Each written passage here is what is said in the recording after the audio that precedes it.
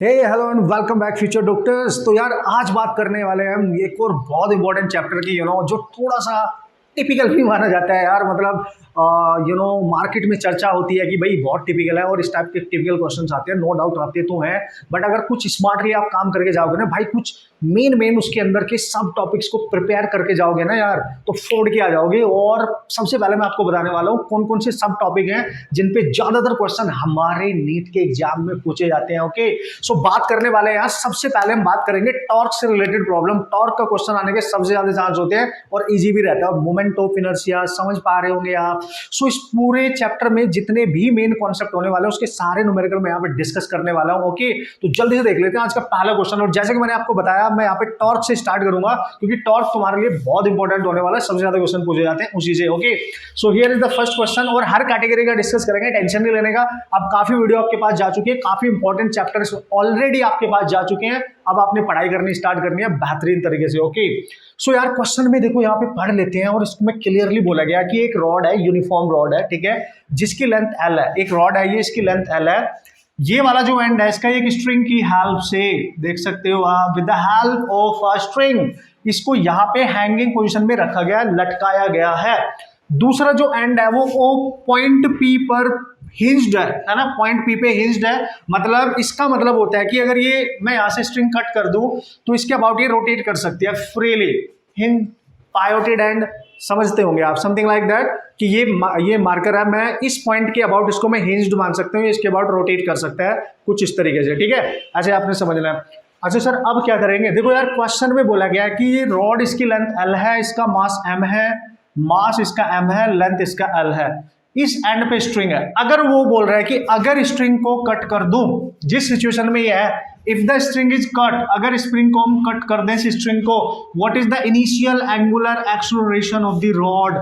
इसका मतलब स्ट्रिंग को कट करने के बाद ये रॉड किसी पॉइंट के अबाउट घूम जाएगी, तो बताओ उसका एंगुलर एक्सेलरेशन क्या होगा? समझ गए होंगे आप। इसका मतलब सर किसके अबाउट घूमेगी? जिस पॉइंट के अबाउट वो हिंज्ड है। हिंज किसके अबाउट है? इसके। जैसे ही आप स्ट्रिंग को कट करोगे, ये जो रॉड है ना दोस्तों, ये रॉड इस पॉइंट के अबाउट तुरंत ऐसे घूमेगी, यानी इस पॉइंट के अबाउट रोटेट कर जाएगी। समझ जाएंगे? और इसको रोटेट कौन कराएगा? रस्सी के काटने के बाद ये रोटेट क्यों करेगी? क्योंकि इसका वेट डाउनवर्ड डायरेक्शन में एक्ट कर रहा है। लेट्स सी इसका सेंटर है और वेट ये रहा इसका, सो m इंटू जी, इसके सेंटर ऑफ मास पे इसका वेट एक्ट करेगा, तो उसका जो वेट है ना वो इस पॉइंट के अबाउट उसको रोटेट करा देगा। क्यों सर? क्योंकि वो टॉर्क प्रोवाइड करेगा। टॉर्क क्या होता है सर? टॉर्क होता है जो फोर्स है आपके पास इनटू उसकी परपेंडिकुलर डिस्टेंस, कहां से? फ्रॉम एक्सिस ऑफ रोटेशन या पॉइंट ऑफ रोटेशन, जिसके अबाउट वो घूम सकती है। और किसके अबाउट घूमेगी भाई? इसके अबाउट घूमेगी। तो यार ये हो गया, फोर्स लेना है और उसकी परपेंडिकुलर डिस्टेंस लेनी है। पॉइंट ये रहा, यहां से जहां पे फोर्स एक्ट कर रहा है उस पॉइंट को परपेंडिकुलरली मिला दो। देखो ये मिला दिया, इन दोनों के बीच में जो एंगल होगा ना, it should be 90 degree. So we have to calculate the torque due to this weight, ठीक है। वेट किसका काम करेगा सर? फोर्स का, तो इसको ले लेंगे mg इंटू उसकी परपेंडिकुलर डिस्टेंस क्या है? ये d। और आपको पता है इस एंड से यहां ये सेंटर है और टोटल लेंथ l है, तो ये लेंथ कितनी होगी इस एंड से यहां तक? l/2। Clear? So you have to write down l/2 eg यार। बस टॉर्क को कैसे कैलकुलेट करते हैं, कैसे कंसेप्ट अप्लाई करते हैं, ये सीख लेना है। बहुत मजे आने वाले क्वेश्चन करने के लिए। इंपॉर्टेंट चैप्टर है, टफ भी माना जाता है, बट उड़ा के आएंगे, बढ़िया से सीख के आएंगे कॉन्सेप्ट। अब क्या करें सर? पूछेंगे आपसे एंगुलर एक्सेलरेशन। क्यों सर? क्योंकि आपको पता है इस पॉइंट के अबाउट ये ऐसे घूम जाएगी, ऐसे छोड़ते ही घूम जाएगी, रोटेट कर जाएगी, तो मेरे को कैलकुलेट करना पड़ेगा एंगुलर एक्सेलरेशन। याद करो वो जमाना जब आपने पढ़ा था torque in terms of angular acceleration क्या होता है? Moment of inertia into alpha. बस ये बचपन वाली बातें हैं यार, इनको याद रखना है आपने, यहाँ पे पटक देना है, आंसर हो जाएगा। So you just put here I alpha is equal to M G into l/2। Clear? Now see, ये आपने कैलकुलेट करना है। What is this? Moment of inertia. किसका? यूनिफॉर्म रॉड का। किसके अबाउट? जिस पॉइंट के अबाउट वो घूम रही है। किसके अबाउट घूम रही है? क्या सेंटर के अबाउट रोटेट कर रही है क्या? नहीं, क्योंकि आपने जैसे कट किया एंड के अबाउट रोटेट कर रही है, ऐसे ऐसे नीचे घूम रही है इस एंड के अबाउट। तो जब भी कभी एंड के अबाउट रोटेशन होता है किसी यूनिफॉर्म रॉड का, तो moment of inertia of A rod about it's one and that is ml² by 3। सबको सपनों में आता होगा, सबको याद होगा। सेंटर ऑफ मास के अबाउट ml²/12 होता था। भाई ये मैं मान के चल रहा हूँ, ये तुमने याद रखना, क्योंकि देखो ना standard moment of inertia of all uniform bodies आपको याद होना चाहिए, तभी आप हैंडल कर पाओगे सारी सिचुएशन। ठीक है, पुट करो ml²/3 into alpha equal to mgl/2। m से m कैंसिल, एक l से एक l कैंसिल, अल्फा निकाल लो यार, 3 उधर लेके जाओ, देखो तो 3g/2 और एक l बचेगा, ये नीचे आएगा। This is your required acceleration and this is you can handle the type of problem. हमेशा याद रखना, जब भी कभी इस टाइप का क्वेश्चन आएगा, एंगुलर एक्सेलरेशन वगैरह पूछे, वेलोसिटी वगैरह पूछे, टॉर्क मेथड यूज करना है। यहाँ पे मैंने टॉर्क मेथड यूज किया इस क्वेश्चन को हैंडल करने के लिए। मेरे को पता था एंगुलर एक्सेलरेशन चाहिए, तो अगर ये किसी के अबाउट रोटेट कर रही है तो रोटेट कराने के लिए टॉर्क चाहिए, किसी चीज को लीनियरली मूव कराने के लिए फोर्स चाहिए। बस ध्यान रखना, जब भी कोई चीज किसी पॉइंट के अबाउट रोटेट करे तो टॉर्क निकालना है, और torque moment of inertia angular acceleration के टर्म्स में होता है आई अल्फा। इक्वेट कर देना है, जो भी होगा वैल्यू पुट कर देना यार। तो इस क्वेश्चन से हमने स्टार्टिंग कर दी है, यानी इसमें नया कॉन्सेप्ट हमें जो सीखने को मिला है कि ये वाला फॉर्मूला यूज करना है। टॉर्क निकालना कैसे है, ये रहा, आपको जो मूवमेंट दे रहा है फोर्स, उसके according force into perpendicular distance से। अब देखेंगे नेक्स्ट क्वेश्चन क्या है इस कैटेगरी का। कुछ क्वेश्चंस में टॉर्क ही कराने वाला हूं, आपको बहुत मजा आने वाला है और बहुत इंपॉर्टेंट होने वाला है। इजी क्वेश्चंस भी आते हैं सम टाइम। ओके, अब बात करते हैं नेक्स्ट प्रॉब्लम की, जो टॉर्क पे ही डिपेंडेंट है। मैंने जैसे आपको बोला है कि टॉर्क के क्वेश्चन ज्यादातर आपके एग्जाम में पूछे जा रहे हैं, तो आपको हर कॉन्सेप्ट आना चाहिए और बेहतरीन तरीके से अप्लाई करना आना चाहिए अपना कॉन्सेप्ट सॉल्यूशन करने के लिए। ओके, तो एक और बेहतरीन क्वेश्चन मैंने यहाँ पे डिस्कस किया है। इससे क्या होगा, इससे और बेसिकली आपको टॉर्क अप्लाई करने का मेथड एक्यूरेसी के साथ पता चलेगा और आप उसको अप्लाई करेंगे फर्दर क्वेश्चन करने के लिए, जब आप घर जाके क्वेश्चन प्रैक्टिस करोगे। ओके, बढ़िया से देखो, चेक करो। उसने बोला यार एक इक्विलेटरल ट्रायंगल है ABC, इक्विलेटरल है तो हर साइड सेम होने वाली है, हर एंगल 60 डिग्री होने वाला है, अच्छी बात है। और उसने बोला है कि इस पूरे ट्रायंगल में अगर आप ध्यान से देखो, F1 फोर्स लग रहा है अलोंग द साइड AB, ये देख लो इसकी डायरेक्शन इधर को दे रखी है, along the force AB F1 force लग रहा है। AC साइड के लोंग लग रहा है यहाँ पे F3 फोर्स, और BC साइड के लोंग लग रहा है यहाँ पे F2 फोर्स। तो due to all the 3 forces, अगर वो टॉर्क निकाल रहा है इसके सेंटर के अबाउट, O के अबाउट, तो वो बोल रहा है कि इसके अबाउट टॉर्क 0 है। उसने बोला कि about due to all the forces torque about this centre of this triangle is 0। So what is the relation between F1, F2 and F3? बताओ इनमें क्या रिलेशन होगा, ऐसा क्वेश्चन है।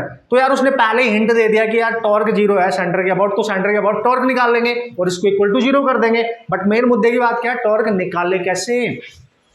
जैसे कि मैंने आपको अभी बताया था दोस्तों, टॉर्क निकालने के लिए हमेशा याद रखेंगे फोर्स इनटू परपेंडिकुलर डिस्टेंस लेनी है। कहां से? जिसके अबाउट उसको घुमाना है, रोटेट कराना है, axis of rotation. Axis of rotation check करो और पॉइंट ऑफ रोटेशन चेक करो। ठीक है, पॉइंट ऑफ रोटेशन क्या है उसका, जिसके अबाउट वो रोटेट करना चाहता है। ओके, अब उसने क्लियर बोला है ये जो ट्राइंगल है ये इसके अबाउट घूमेगा, ऐसे घूमे या ऐसे घूमे, बट इसके अबाउट रोटेट करेगा। अब क्या तरीका है, कितने फोर्स है काउंट करो, 1 2 3। तो total torque about point O लिखो। ड्यू टू पहले की वजह से टॉर्क आएगा, प्लस दूसरे की वजह से, प्लस तीसरे की वजह से, ऐसे लिख लो पहले ही। ठीक है, विद साइन कन्वेंशन मैंने आपको बताया, जब भी साइन की बात करेंगे, टॉर्क फॉर क्लॉकवाइज हमेशा नेगेटिव लेना है, टॉर्क फॉर एंटी क्लॉकवाइज हमेशा पॉजिटिव लेना है। मतलब सर क्या है इसका, अगर कोई फोर्स किसी बॉडी को क्लॉकवाइज रोटेट कराएगा उसका साइन नेगेटिव लेना, अगर एंटी क्लॉकवाइज रोटेट कराएगा उसका साइन पॉजिटिव ले लेना, बस इतना सा याद रखना है। अच्छी बात। अब ना पहले फोर्स का टॉर्क निकालते हैं, तो इस साइड के अलोंग ये फोर्स एक्ट कर रहा है। ठीक है, आप चेक करें तो ये फोर्स है और इसका टॉर्क इसके अबाउट निकालना है। मैंने आपको क्या बताया, बस 2 चीज याद रखना, साइन और फॉर्मूला। फोर्स पता है, perpendicular distance from that point नहीं पता है, तो क्या करेंगे, देखो इस साइड पे ये फोर्स एक्ट कर रहा है, तो इस पॉइंट से जिसके अबाउट घुमाना है इस वाली साइड पे एक परपेंडिकुलर ड्रॉप करो, वही उसकी परपेंडिकुलर डिस्टेंस होगी जो इसके साथ 90 डिग्री का एंगल बना रही होगी। Let's see D, let's see ये कुछ होगी डी, हमें नहीं पता, बट हमने ये देख लिया कि इस पॉइंट से इस वाली एक्सिस पे जिस पे फोर्स लग रहा है एक परपेंडिकुलर ड्रॉप किया है, तो इस फोर्स के लिए परपेंडिकुलर डिस्टेंस ये होगी। अब इसका टॉर्क निकाल सकते हो। देखो फोर्स कितना है सर, F1 इंटू, ठीक है, F1 इंटू इसकी परपेंडिकुलर डिस्टेंस कितनी है, D। अब साइन चेक करो, ये तो फॉर्मूला हो गया ना, साइन चेक करो। साइन कैसे पता चलेगा सर, कैसे पता चलेगा, ये क्लॉकवाइज घुमाएगा या एंटी क्लॉकवाइज घुमाएगा, बता रहा हूं ना। देखो देखो यार, ये फोर्स लग रहा है इधर को, तो इसका एरो जहां पे हो उस एरो को पकड़ो और पॉइंट की तरफ रोटेट कर दो, पॉइंट की तरफ घुमा के चेक कर लो, फिर बोलो इधर से पकड़ के पॉइंट की तरफ घुमा के देखो कैसा रोटेशन आ रहा है, ये कैसा आ रहा है, ये रोटेशन देख लो आप ध्यान से, ये रोटेशन चेक करो, ठीक है, एंटी क्लॉकवाइज, यानी ये फोर्स इस पॉइंट के अबाउट इसको एंटी क्लॉकवाइज रोटेट कराने की कोशिश कर रहा है, और एंटी क्लॉकवाइज का साइन पॉजिटिव लेना है एज इट इज। क्लियर है ना, क्लियर, ओके। अब आते हैं T2 पे, सॉरी τ2 पे, इस वाले फोर्स का टॉर्क निकालते हैं। पहले देख लो डायरेक्शन क्या है, डायरेक्शन है इसकी BC के अलोंग ये रहा, तो चूंकि फोर्स इस लाइन पे लग रहा है तो इस पॉइंट से इसी पे परपेंडिकुलर ड्रॉप करो, ये वाला, लेट्स सी ये डिस्टेंस है कुछ d, और देखो ये परपेंडिकुलर है। अच्छा एक बात बताओ, चूंकि ये इक्विलैटरल ट्रायंगल है तो सेंटर से हर परपेंडिकुलर सेम ही होगा, मतलब इस पे परपेंडिकुलर ड्रॉप करो, इस पे करो या इस पे करो, सेम ही रहेगी, लेंथ तो सेम ही रहेगी उसकी, यस ऑब्वियसली।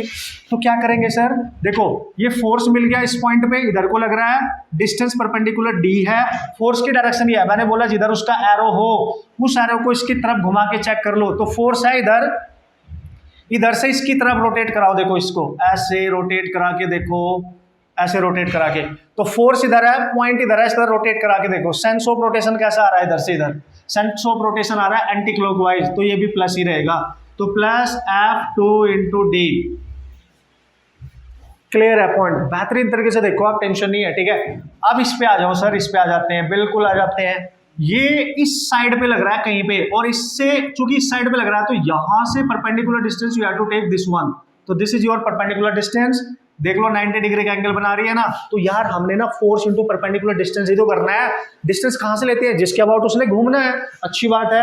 अब फोर्स ये रहा, एरो ये रहा, पॉइंट ये रहा, एरो को पकड़ो और पॉइंट की तरफ घुमा के देख लो कैसा रोटेशन आया, देखो क्लॉकवाइज, इसका आ रहा है क्लॉकवाइज, मतलब इसका हो जाएगा minus F3 into D, net torque आ गया O के अबाउट, क्योंकि और कोई फोर्स है ही नहीं हमारे पास, उसने बोला नेट टॉर्क अगर जीरो है तो इसको जीरो कर दो, equal to F1 D plus F2 D minus F3 D, D सब में कॉमन आके जीरो में जाएगा, F3 इधर ले आओ तो F3 आ जाएगा F1 प्लस F2, तो इसका मतलब जो थर्ड फोर्स है दोनों फोर्स के सम के इक्वल है according to this situation, and this is how you can solve the type of problem. बेहतरीन तरीके से आपको टॉर्क का कॉन्सेप्ट आना चाहिए, अप्लाई करना आना चाहिए, बहुत इंपॉर्टेंट होने वाला है दोस्तों।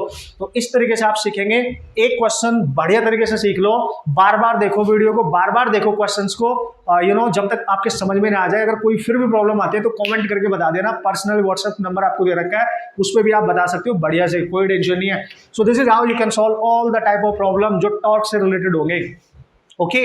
अब यार देखो एक चीज और जो मैंने देखा कि पिछले कई सालों से लगातार डायरेक्ट ही क्वेश्चन पूछे जा रहे हैं टॉर्क पे, डायरेक्ट फॉर्मूले पे। कैसे सर, आपको पता तो है ही कि जो आपका टॉर्क होता है, ठीक है, हम इसको लिखते हैं फोर्स इंटू परपेंडिकुलर डिस्टेंस, तो अगर वेक्टर में लिखना हो तो जो डिस्टेंस होती है वो ले लो पहले और क्रॉस एफ करो, ध्यान देना, आर क्रॉस एफ करना है, पोजीशन क्रॉस एफ करना है, एफ क्रॉस आर नहीं करना है, एफ क्रॉस आर नहीं करना है, ऑर्डर चेंज होते ही नेगेटिव साइन आ जाएगा, इससे सॉल्व करके आना है, आर क्रॉस एफ, मतलब ये पोजीशन गिवन होगी, ये फोर्स होगा, तो सम टाइम फोर्स ना वेक्टर में गिवन होते हैं और पोजीशन गिवन होती है, समझ गए आप। तो बस डिटरमिनेंट मेथड का यूज कर सकते हो ना, आप करते थे कैसे सर, आई कैप जे कैप के कैप, इसका कोफिशिएंट प्लस, इसका माइनस, इसका प्लस, पता है सबको।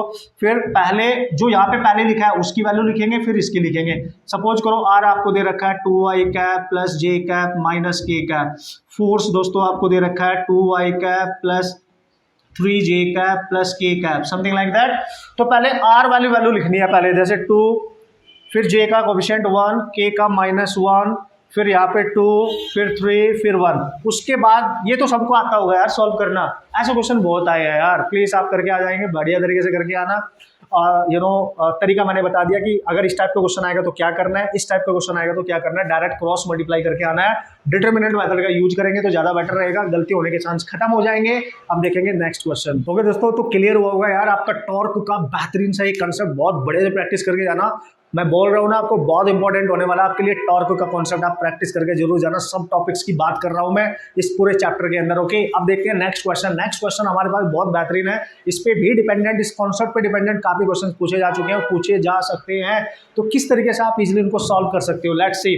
तो देखो यार, क्वेश्चन को पढ़ने से क्लियर पता चल रहा है कि क्वेश्चन को अगर आप ध्यान से पढ़ोगे और सोचोगे, समझोगे और डेटा को नोट करोगे। एक डिस्क है आपके पास, disk one, this is disk one. ये किसी एंगुलर वेलोसिटी के साथ अपने एक्सिस के अबाउट रोटेट कर रही है ओमेगा वन, और उसका मोमेंट ऑफ इनर्शिया है आई। दूसरी डिस्क है जो एंगुलर वेलोसिटी ओमेगा टू से रोटेट कर रही है, और उसका मोमेंट ऑफ इनर्शिया दे रखा है आई। समझ गया आप, उसका मोमेंट ऑफ इनर्शिया ऑलरेडी हमें दे रखा है, ठीक है।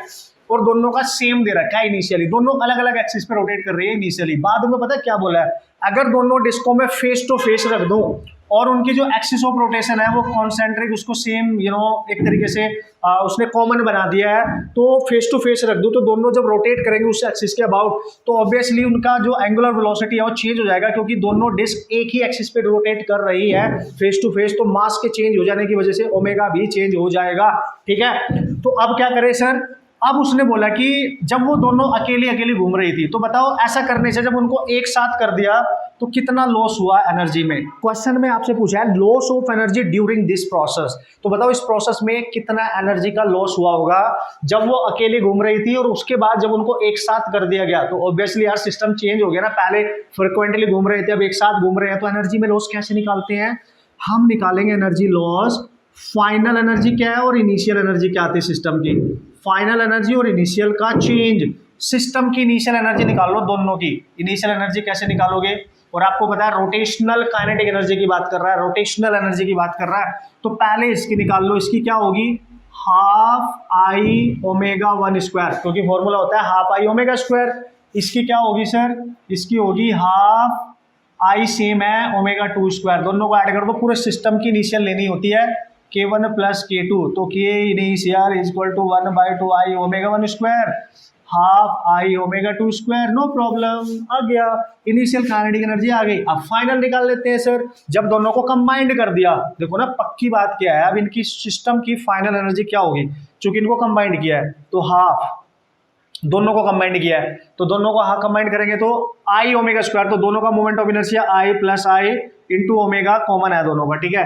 तो ये बन जाएगा 2i/2 ओमेगा स्क्वायर इंटू के एफ, और के एफ आ जाएगा 2 से 2 कैंसिल आई ओमेगा स्क्वायर। पर पता है पंगा क्या है, इक्वेशन नंबर 2 मान लो इसको, इक्वेशन नंबर फर्स्ट मान लो इसको। पंगा पता है क्या है, जब उन दोनों को कंबाइंड किया तो उनकी एंगुलर वेलोसिटी नहीं पता, और ये आपको निकालनी पड़ेगी। ध्यान से समझना, उनको क्या किया है, फेस टू फेस किया है, एक एक्सिस पे रोटेट कर रही हैं, तो ऐसा करने से कभी भी एंगुलर मोमेंटम चेंज नहीं होगा, है ना। तो हम क्या करेंगे, इसकी ये वेलोसिटी निकालने के लिए एंगुलर मोमेंटम कंजर्वेशन यूज करेंगे।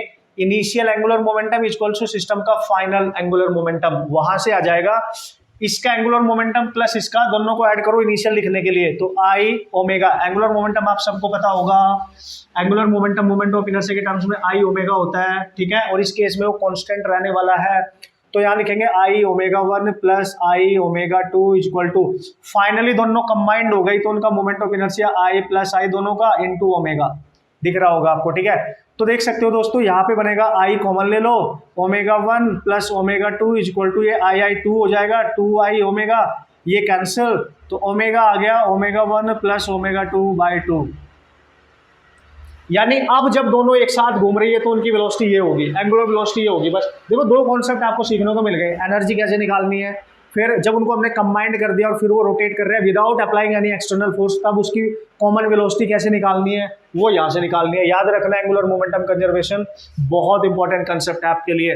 यहाँ पुट करो तो के एफ आ जाएगा आई इंटू ओमेगा की वैल्यू आई यहाँ से ओमेगा वन प्लस ओमेगा 2/2 का होल स्क्वायर, ये आ गई आपकी के एफ की वैल्यू। इसको यहाँ पुट करो तो डेल्टा के कितना आएगा, देखो के एफ है आपके पास I/4, इसका स्क्वायर करोगे ना 4 हो जाएगा, तो ओमेगा वन प्लस ओमेगा 2 का होल स्क्वायर माइनस ये वाली value minus half I omega one square minus half I omega 2 square. यार इसका होल स्क्वायर ओपन करना, अपने आप आंसर आ जाएगा। आंसर आएगा यहाँ से दोस्तों this is I by 4 into ω1 minus ω2 का होल स्क्वायर, ये आंसर आएगा। पता है क्या करना है, इसका ओपन करना है, कैंसिल वैंसिल हो जाएंगे और बाद में ये बचेगा बस इसका ω1 माइनस ω2 का होल स्क्वायर, यहाँ पे परफेक्ट स्क्वायर बन रहा है, आप देख सकते हो, ठीक है। So this is the final answer. यहाँ से सॉल्व करने के बाद आ जाएगा, कंसेप्ट सीखना है, इसमें क्या कंसेप्ट था, कंसेप्ट था एंगुलर मोमेंटम कंजर्वेशन का भी यूज हुआ है, और काइनेटिक एनर्जी का चेंज कैसे निकालना वो भी हमने सीख लिया है। इस टाइप के क्वेश्चन में काफी बार देखे गए हैं आपके एग्जाम में, प्रोसेस को फॉलो करना, सीखना कि किस तरीके से यूज करना है और क्वेश्चन को फोड़ के आना है। अच्छा, एक और इंपॉर्टेंट इन्फॉर्मेशन दोस्तों, इसके कुछ क्वेश्चंस ना जो बहुत जल्दी सॉल्व हो सकते थे, फ्रैक्शन ऑफ सेकंड में सॉल्व हो सकते हैं, वो मैंने वी फंडा शॉर्ट ट्रिक्स में डाल रखे हैं। शॉर्ट ट्रिक्स वाली प्लेलिस्ट में जाना, वो सारे क्वेश्चंस देख लेना, मोमेंट ऑफ इनर्शिया या रोटेशनल मैकेनिक्स से जितने भी क्वेश्चन आए हैं, ओके। यहाँ मैं उनसे अलग ही क्वेश्चन डिस्कस करने वाला हूँ, वो वाले क्वेश्चंस आप वहां से डिस्कस देख सकते हो, अपने फंडे क्लियर कर सकते हो। अब देखेंगे नेक्स्ट क्वेश्चन। ओके यार, एक और इंपॉर्टेंट क्वेश्चन का डिस्कशन जल्दी से कर लेते हैं, उसके थ्रू कॉन्सेप्ट भी समझ लेंगे कि क्या कॉन्सेप्ट उसमें यूज हो रहा है, और बढ़िया तरीके से आपने इसकी प्रैक्टिस करते रहना है, और इसी टाइप के सिमिलर क्वेश्चन जाके सॉल्व करने हैं, और मजा आने वाला है, ठीक है। So here is the question, आप जल्दी से देख लो यार, इस टाइप के क्वेश्चन आए तो किस तरीके से आप फोड़ के आ जाओगे। ओके, उसने बोला है 3 आइडेंटिकल स्फेरिकल सेल्स हैं, व्हाट इट्स मीन, इनका मास और इनकी रेडियस सेम होएगी, ओके। तो सबका मास सेम है, सबकी रेडियस भी सेम है, अच्छी बात है सर। उसने बोला calculate the moment of inertia of this system of these spheres, जो आपके सेल है, स्फीयर हॉलो स्फीयर्स है, ठीक है। इस पूरे सिस्टम का मोमेंट ऑफ इनर्शिया इस एक्सिस के अबाउट बताओ, एक्स डैश एक्सिस के अबाउट।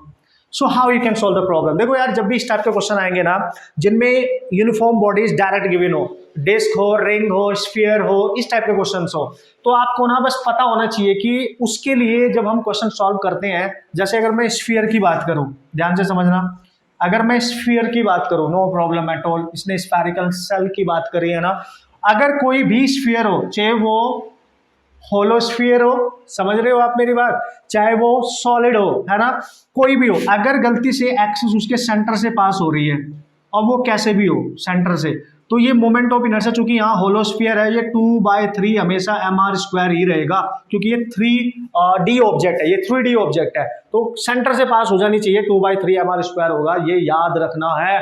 लेकिन अगर उस स्फीयर से एक्सिस टेंजेंशियली पास हो जाए, टच करते हुए, ऐसे बाहर से टच करे, ऐसे, या ऐसे टच करे, या ऐसे टच करे, कहीं से भी टच करे, टेंजेंट हो, तो टेंजेंट के केस में जो मोमेंट ऑफ इनर्शिया होता है होलोस्फीयर का, वो दोस्तों हो जाएगा, इसमें mr² और ऐड कर दो, 5/3 mr², बस ऐसे याद रखना है।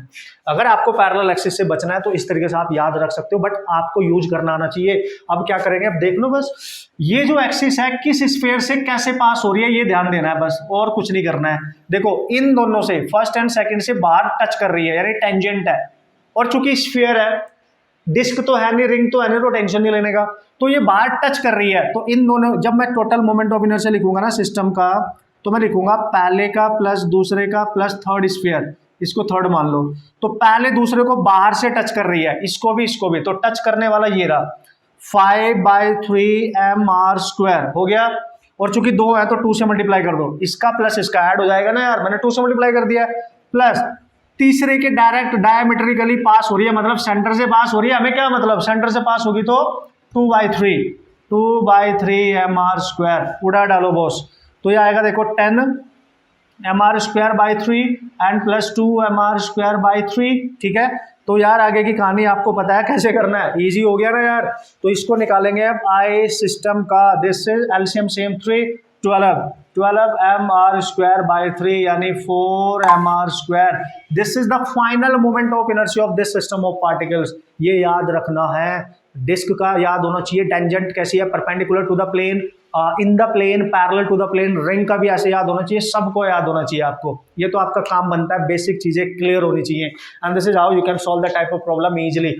कुछ भी दे दे इसकी, अब आपने प्रैक्टिस क्या करनी है, मैंने माना है यहाँ स्फेरिकल सेल क्वेश्चन में जो दिया है, आप इसको सॉलिड स्फीयर मान लो, आप इसको डिस्क मान लो, डिस्क मान के सॉल्व करो, आप रिंग मान के सॉल्व करो, आपकी अच्छी प्रैक्टिस हो जाएगी, बस आपको रिजल्ट्स पता होने चाहिए क्लियरली। तो बढ़िया तरीके से करना है, नो प्रॉब्लम एट ऑल। चलते हैं नेक्स्ट क्वेश्चन की तरफ। ओके दोस्तों, बात करते हैं मोमेंट ऑफ इनर्शिया से रिलेटेड नेक्स्ट प्रॉब्लम की, और बहुत अच्छे अच्छे क्वेश्चन यहाँ पे हम डिस्कस करने वाले हैं, जिससे हर टाइप का कॉन्सेप्ट आपका क्लियर हो जाएगा और आप बढ़िया से मचा के आएंगे, बढ़िया से फोड़ के आएंगे क्वेश्चन को। पर एक चीज याद रखना है कि आपने प्रैक्टिस करने हैं, अपने से भी ईमानदारी से भी बढ़िया तरीके से प्रैक्टिस जरूर कर लेनी है यार। कॉन्सेप्ट सीखने के साथ तभी मजा आने वाला है, तभी आपको कुछ फायदा होने वाला है। ये सारी मेहनत तभी आपके रिजल्ट में कन्वर्ट होगी, मेरी और आपकी, है कि नहीं। मिल बैठ के काम करेंगे यार और बढ़िया से रिजल्ट फोड़ के आएंगे, ठीक है। चलो लेट्स सी। अब देखो इस क्वेश्चन में क्या बोला है, आप पढ़ लिया करो, जैसे कि मैं हमेशा बोलता रहता हूँ, क्वेश्चन को ध्यान से पढ़ लेना चाहिए, उसमें क्या गिवन है उसको समझ लेना चाहिए, उससे दोस्ती कर लेनी चाहिए। तो क्वेश्चन में क्लियर बोला है कि एक रिंग है, ठीक है, और एक डिस्क है, मास और रेडियस सेम है, ठीक है। मतलब इसकी ये डिस्क है, इसकी रेडियस r है, और ये रिंग है, इसकी रेडियस r है, मास m है, ठीक है। This is your ring and this is disc. वो बोलता है कि ये जो रिंग है और ये जो डिस्क है, ये एक ऐसे एक्सिस के अबाउट रोटेट कर रहे हैं जो उनके सेंटर ऑफ मास से पास हो रही है, यानी इनके प्लेन के परपेंडिकुलर है। So the axis passing through their centre of mass and perpendicular to their planes. तो यार अगर सेंटर ऑफ मास से एक्सिस पास हो तो आपको पता है कि रिंग के केस में मोमेंट ऑफ इनर्शिया होता है mr², और डिस्क के केस में मोमेंट ऑफ इनर्शिया होता है इस एक्सिस के अबाउट जो सेंटर ऑफ मास से पास हो रही है, mr²/2। ये तो पता ही है यार, कम ऑन, बचपन से बढ़ रहे हैं यार, टेंशन नहीं है, तो पता ही है हमें। अब पूछा क्या गया है, वो बोल रहा है रिंग के लिए रेडियस ऑफ गायरेशन है k और डिस्क की रेडियस ऑफ गायरेशन है k। इसको मैंने k रिंग मान लिया, k डिस्क मान लिया, इनका रेशियो निकालो। तो जब भी रेडियस ऑफ गायरेशन की बात करेगा तो मोमेंट ऑफ इनर्शिया होता है mk²। This is radius of gyration, ठीक है, this is the radius of gyration. Okay, so हमें k निकालना है। अगर मैं यहां से k निकालूंगा तो क्या आएगा, देखो mi/m और k का स्क्वायर हटा दो, रूट, इस पे रूट आ जाएगा, खत्म कहानी। मतलब दोनों का मास तो हो गया सेम, यानी k किस पे डिपेंड कर रहा है, इसके अकॉर्डिंग, इस क्वेश्चन के अकॉर्डिंग √i पे डायरेक्टली प्रोपोर्शनल है।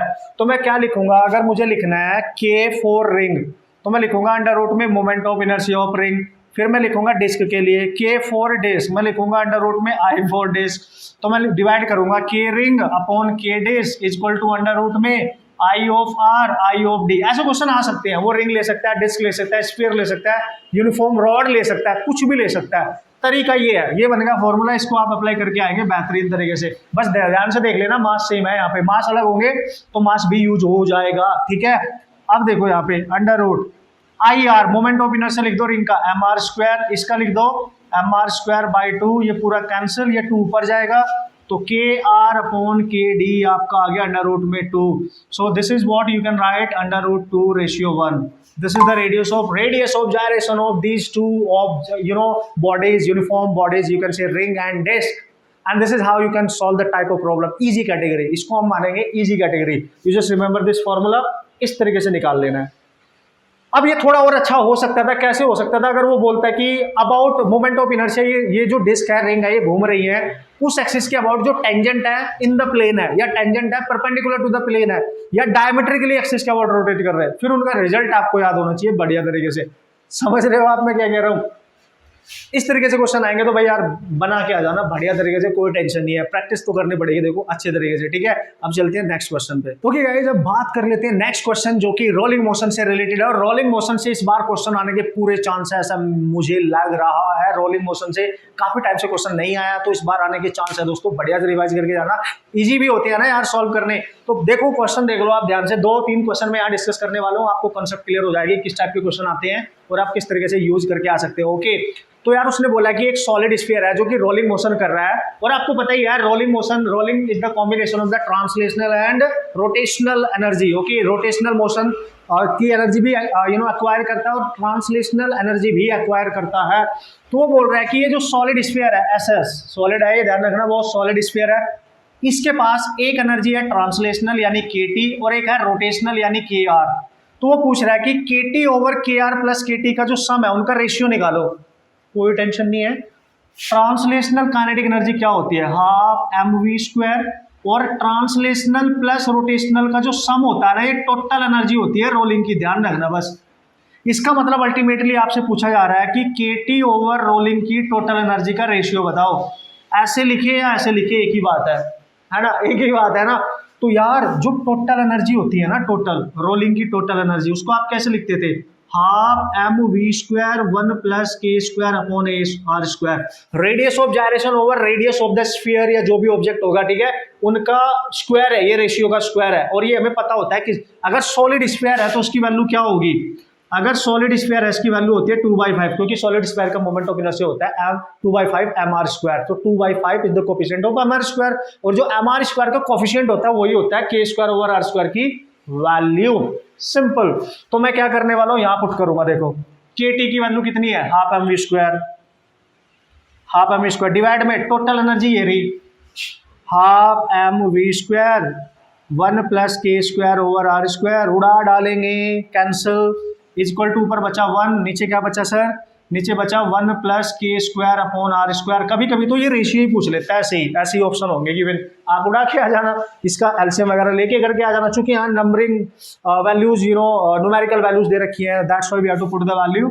सो 1/1 plus this one is what, मैंने बोला जब भी सॉलिड स्फीयर होगा 2/5, होलो स्फीयर होगा 2/3, डिस्क होगी 1/2, रिंग होगा तो 1 रेशियो, तो मैं लिखूंगा 2/5, एलसीएम ले लो ना यार, 5 प्लस 2 7, 5 ऊपर जाएगा 5/7, this is 5:7। You just check out the option, बहुत इजी होता है, टेंशन नहीं लेने का, इस तरीके के क्वेश्चन आएगा ना, फोड़ के आ जाना, उड़ा के आ जाना, समझ रहे हो।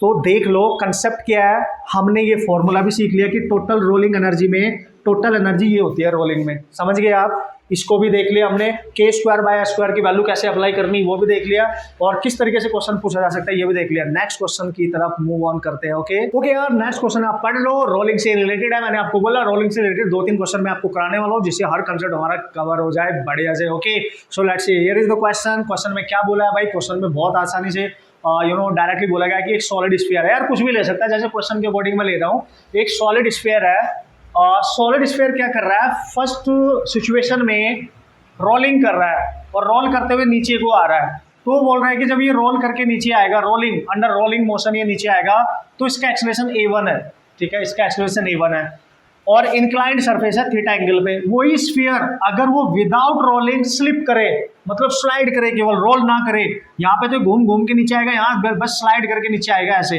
विदाउट रोलिंग बोला है उसने, तो उसका एक्सेलरेशन नीचे आने का है a2। ध्यान रखना, जब भी विदाउट रोलिंग वो स्लाइड स्लिप करके नीचे आएगा ना, तो उसका एक्सेलरेशन हमेशा होता है g sin थीटा। अगर रोलिंग नहीं कर रहा है, जस्ट स्लाइड कर रहा है, समझ गए होंगे आप, यहाँ से मैंने ऐसे डाला और स्लाइड करके ऐसे नीचे गया, लेकिन अगर ऐसे छोड़ दे घूम के जाएगा, देखो रोलिंग करके जाएगा, ठीक है, तो इसका एक्सेलरेशन होता है g sin theta over 1 plus K square upon R square, simple. तो रोलिंग वाले का एक्सेलरेशन ये होता है, विदाउट रोलिंग जब स्लिप करके आता है, नीचे खिसक के आ जाता है, तो g sin थीटा होता है केवल। उसने बोला इन दोनों की सॉलिड स्फीयर के लिए इन दोनों का रेशियो बता दो, उड़ा दो ना यार, a1 ओवर a2 क्या लिखेंगे बोल, यहाँ पे a1 क्या है भाई, this one g sin theta over 1 plus K square by are square. याद रखना रोलिंग में एक्सेलरेशन ये होता है, और स्लाइडिंग में g sin theta without rolling, ये आपको बताया, ये देखो उड़ गया, तो a1 by a2 equal to नीचे बचा आपके पास 1 plus K square over R square. यार आंसर प्रीवियस वाला ही नहीं आ गया है, तो यहाँ पे एक्सेलरेशन पूछा, वहाँ कुछ और पूछा था। के स्क्वायर ओवर आर स्क्वायर की वैल्यू सॉलिड स्फीयर के लिए 2/5 पुट कर दो, 1 प्लस 2/5, 5 ऊपर जाएगा, 5 प्लस 2 यानी 5/7। Again this is the answer. Okay, this is how you can solve the problem. अगर इसी क्वेश्चन में दोस्तों आपसे पूछ बैठता, नहीं इसमें तो क्या मतलब अलग से पूछ सकता है आपसे, नो प्रॉब्लम। अगर रोलिंग की बात करें विदाउट स्लिपिंग, ठीक है, तो यार एक्सेलरेशन ये होता है, वेलोसिटी क्या होती है रोलिंग में विदाउट स्लिपिंग, ठीक है, अगर बात कर रहा है तो ये तो एक्सेलरेशन है। वेलोसिटी क्या होगी अगर आपने यूज करना है, √2gh, इसकी कुछ हाइट होगी यहाँ से गिवन, और वो आपसे पूछेगा जब ये नीचे आएगा तो बताओ उसकी वेलोसिटी क्या है, 1 plus K square upon R square. ये फॉर्मूला याद रखना बस, इससे आप वेलोसिटी भी निकाल सकते हो, ठीक है, मतलब इसी क्वेश्चन में मैंने बता दिया, ऐसे ऐसे क्वेश्चन पूछे जाते रहते हैं, टेंशन नहीं है, इस तरीके से आप बना सकते हो, सॉल्व कर सकते हो। चलते हैं नेक्स्ट क्वेश्चन। ओके गाइज, एक और इंपॉर्टेंट क्वेश्चन यहाँ डिस्कस करना बहुत जरूरी है हमारे लिए, इस टाइप के क्वेश्चन भी आ सकते हैं आपके एग्जाम में, तो आपको क्लियर पता होना चाहिए कंसेप्ट क्या है। Okay so here is the question. उसने बोला है कि स्मॉल ऑब्जेक्ट है जो इनिशियल वेलोसिटी v के साथ चल रहा है, और वो किसी कर्व्ड सरफेस पे ऊपर किसी हाइट तक जाता है, और वो बोल रहा है जब ये नीचे से ऊपर जाएगा तो up to a maximum height ये चला जाता है, यहाँ से यहाँ तक ग्राउंड से की मैक्सिमम हाइट आपको दे रखी है, up to a maximum height that is 3v² by 4g। ये दे रखी है आपको क्वेश्चन में ऑलरेडी। ओके सर, अब क्या करेंगे? तो बोल रहा है कि ये जो ऑब्जेक्ट है जो नीचे से कर्व्ड सरफेस पे ऊपर जा रहा है, इसका नाम बताओ, नेम ऑफ द ऑब्जेक्ट, है ना। ऐसे क्वेश्चन आ सकते हैं, भाई ऑब्जेक्ट है कौन सा, डिस्क होगा, रिंग होगा, सॉलिड स्फीयर होगा, क्या होगा, तो कैसे करोगे? देखो बेहतरीन कंसेप्ट क्या है, जब भी कोई चीज नीचे से ऊपर जाए, ग्राउंड लेवल से किसी हाइट पे जाए, ध्यान से समझना, नीचे से ऊपर जाए या ऊपर से नीचे आए, हमेशा एनर्जी कंजर्वेशन यूज करना है। एनर्जी कंजर्वेशन, ये आप ध्यान रखना, ठीक है। ये तरीका याद रखना जो मैं बात बोल रहा हूँ आपको, एनर्जी कंजर्वेशन यूज करना है। टोटल एनर्जी जो कंजर्व होती है उसका फंडा यूज करना है।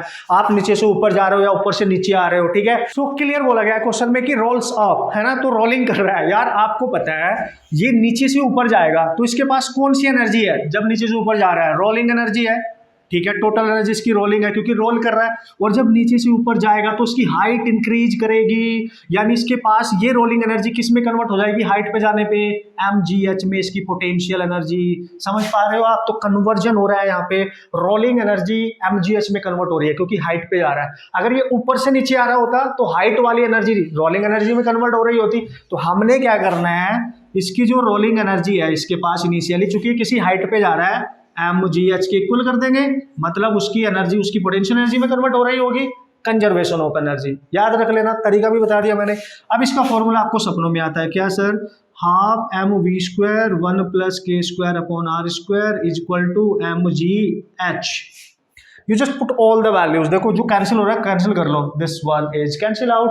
तो क्या बचा? इधर बचा हाफ v², ठीक है, यहाँ बचा 1 + k²/r², इधर क्या बचा? g और h, ठीक है, h की वैल्यू दे रखी है आपको इतनी, 3v²/4g। देखो g से g कैंसिल, v से v कैंसिल, पूरा स्क्वायर, यहाँ बचेगा 2। तो ये 2 ना उधर लेके जाओ, 1 + k²/r², 2 इधर आएगा तो 2 इधर मल्टीप्लाई होगा, 3/4 बचेगा। और देखो ये 2 से 4 कैंसिल, 2 हो जाएगा तो यहाँ बचेगा 3/2। तो फाइनली क्या बच गया हमारे पास? 1 + k²/r² इज इक्वल टू बना 1/1, दिस इज 3/2। अब हमें इसकी वैल्यू कैलकुलेट करनी है। याद रखना, जब भी नेम ऑफ ऑब्जेक्ट पूछे, नेचर ऑफ ऑब्जेक्ट पूछे, कौन सा भाई ये ऑब्जेक्ट कौन सा है, तो k² और r² की वैल्यू निकालनी होगी, उसी से पता चल जाएगा। कैसे? इसको इधर लेके जाओ तो ये आएगा k²/r² is equal to 3/2 - 1 is equal to 1/2। अगर दोस्तों k²/r² की वैल्यू 1/2 आ रही है तो याद करो ये किस ऑब्जेक्ट के मोमेंट ऑफ इनर्शिया यानी mr² का कोफिशिएंट है। तो आपको याद आएगा कि डिस्क का मोमेंट ऑफ इनर्शिया होता था सेंट्रल एक्सिस जो परपेंडिकुलर सेंटर से पास होती थी, mr²/2 होता था, यानी mr² का कोफिशिएंट क्या है यहाँ पे आप देख सकते हो, 1/2 है। या सॉलिड सिलेंडर होगा, सॉलिड सिलेंडर का भी यही होता है। तो ये ऑब्जेक्ट या तो डिस्क है या सॉलिड सिलेंडर है, इन दोनों में से कोई भी अगर ऑप्शन में हुआ, you can solve the problem, फटाक से टिक करो। एंड कंसेप्ट इंपॉर्टेंट है कि एनर्जी कंजर्व करनी थी, अपने आप आंसर आ जाना था, k² और r² की वैल्यू निकालनी थी। इस तरीके से आप सॉल्व कर सकते हो। चलेंगे नेक्स्ट क्वेश्चन की तरफ। ओके यार, आप बात कर लेते हैं नेक्स्ट इंपॉर्टेंट प्रॉब्लम की, जो कि लास्ट ईयर ही आपके एग्जाम में आया और कितनी इजीली आप उसको सॉल्व कर सकते थे। कटिंग ऑफ मास वाले कंसेप्ट, कोई डिस्क आपको दे रखी है या कोई भी बॉडी पार्ट आपको दे रखा है, उसका कुछ मास कट करके अगर बाहर निकाल दिया जाए तो रिमेनिंग पार्ट जो होता है उसको अगर सेंट्रल एक्सिस के अबाउट रोटेट कराया जाए, उसका मूवमेंट ऑफ इनर्शिया कैसे आप कैलकुलेट कर सकते हैं। Okay, so here is the question आप जल्दी से देख लो, पढ़ लो बस एक बार, बहुत आसानी से हम सॉल्व कर सकते हैं। मेन पता क्या होता है कि क्वेश्चन को पढ़ने के बाद अगर आपको समझ में आ जाता है तो फिर बेहतरीन तरीके से उसको सॉल्व किया जा सकता है। कंसेप्ट तो हमारे क्लियर ही रहते हैं। ओके, तो यार क्वेश्चन में क्लियर बोला है कि एक रिंग है जो कि जिसका जो ओरिजिनल मास है m है और उसकी जो रेडियस है दोस्तों that is r। Okay, and this ring initially is going to be rotate about his axis which is passing through its centre of mass, जो यहां से पास हो रही है और इसके प्लेन के परपेंडिकुलर है, समथिंग लाइक दैट। और ये रिंग ऐसे ऐसे घूम रहा होगा, ऐसे ऐसे रोटेट कर रहा होगा, ठीक है। So this ring is rotating about the axis which is passing through its centre and perpendicular to its plane. ये आप समझ गए होंगे। अच्छा सर ठीक है, तो यार अगर ये सिचुएशन होती है तो आपको पता है जो मोमेंट ऑफ इनर्शिया होता है इस सिचुएशन में वो होता है रिंग का mr²। ये सबको पता है ना। रिंग का moment of inertia original axis के अपने सेंटर ऑफ मास से पास होने वाले एक्सिस के अबाउट होता है। बट क्वेश्चन में उसने पता क्या बोला है, उसने बोला है कि अगर इस रिंग में से, आप समझना ध्यान से, बहुत इजीली आप करके आ सकते हैं इस क्वेश्चन को। उसने बोला एक सेक्टर कट किया है, सेक्टर कट किया है, एक इसको कट किया है, ठीक है। 90 डिग्री का एंगल बना रहा है सेंटर पे। इसका मतलब क्या हुआ, ये कब पॉसिबल है? देखो अगर मैं इसको 4 इक्वल पार्ट में डिवाइड करूँ रिंग को, ध्यान से देखो, तो इतना पार्ट इस रिंग का कट किया है, ये वाला कट किया है, ये ठीक है, ये 90 डिग्री का एंगल बना रहा है, पर्टिकुलर सेक्टर सेंटर पे 90 डिग्री का एंगल बना रहा है। तो आपने ये वाला जो पार्ट है इसको कट किया और बाहर निकाला, ठीक है, इतना पार्ट आपने कट करके बाहर निकाल दिया। तो आप खुद सोचो, जब इसका टोटल मास m था तो ये 4 इक्वल पार्ट में मैंने डिवाइड किया है, तो टोटल मास अगर m है तो 1 2 3 4 पार्ट्स है, तो ईच का कितना होगा, इसका भी m/4, इसका भी m/4 और इसका भी m/4 और इसका भी m/4। हर पार्ट का इसमें मास जो होगा m/4 होगा, दैट्स व्हाई ये टोटल m है। क्लियर है? अब वो आपसे पूछ रहा है कि अगर इतना पार्ट में कट करके बाहर निकाल दूं तो रिमेनिंग पोर्शन आपके पास इस तरीके से है, ठीक है। सो इतना पार्ट आपने कट कर दिया है बेसिकली, और आपके पास ये पोर्शन बचा हुआ है, बस ये पोर्शन आपके पास बचा हुआ है, this is the remaining one.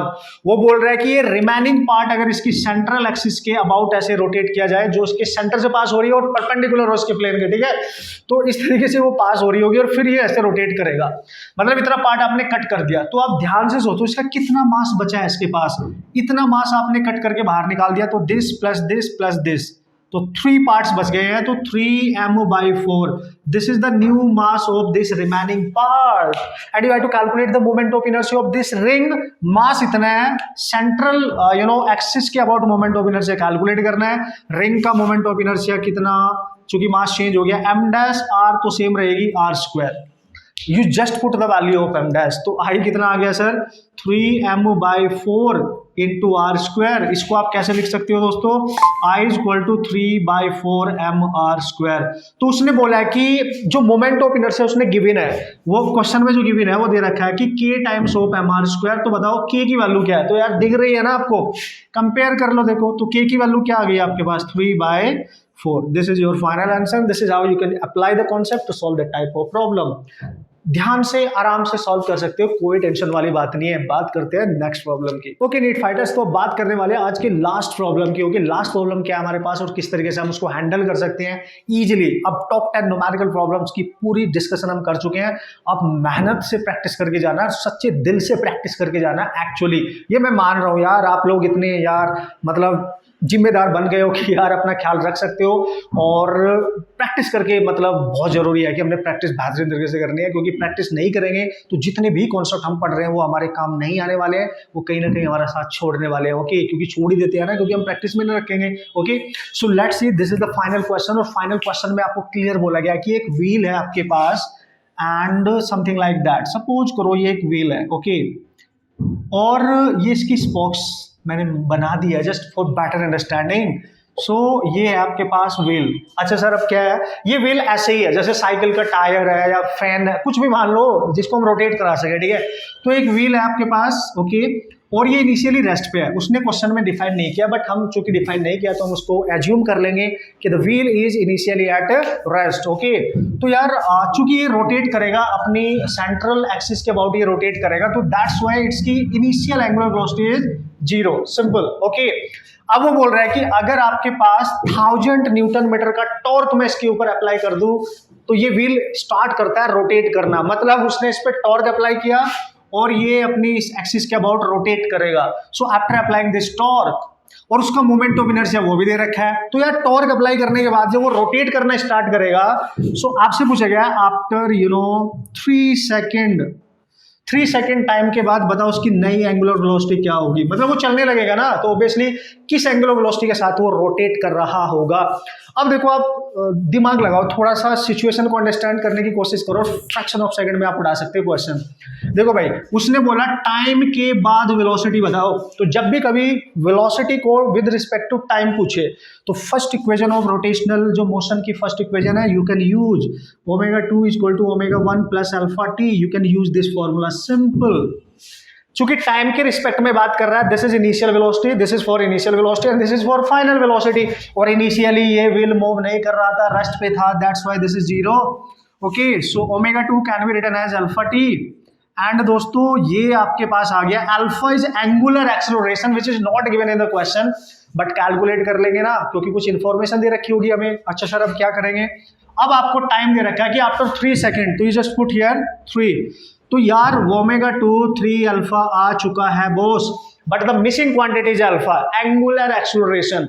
और अगर आप ध्यान से देख पा रहे होंगे मन की नजरों से ना बॉस, तो डेटा के बिना आप उड़ा सकते हो। देखो यार, उत्तरी सर टॉर्क दे रखा है, मोमेंट ऑफ इनर्शिया दे रखा है, तो क्या करना है भाई, टॉर्क इक्वल टू होता है आई अल्फा, तो यहां से अल्फा उड़ा डालो। देखो 1000 टॉर्क, 200 दिस वन, और ये 5 नहीं आ गया, so 5 radian per second square. Okay, this is your alpha. You just put here 3 into 5, that is 15. This is radian per second and this is your final velocity of the wheel. इस तरीके से wheel after applying the torque जब rotate कर रहा होगा तो 3 second के बाद इतनी वेलोसिटी होगी उसके पास। This is the situation and this is how you can solve all the type of important problem. सारे कंसेप्ट हमने कवर कर लिए हैं, बाकी प्रैक्टिस आपने करनी है बेहतरीन तरीके से दोस्तों। ये जो सीरीज है ये बहुत हेल्प करने वाली है आपके नीट के एग्जाम को क्रैक करने के लिए, अगर आप सारे क्वेश्चंस ईमानदारी से सॉल्व करके जाओगे। ओके, मिलते हैं नेक्स्ट वीडियो में नेक्स्ट चैप्टर के साथ। Okay, and all the best.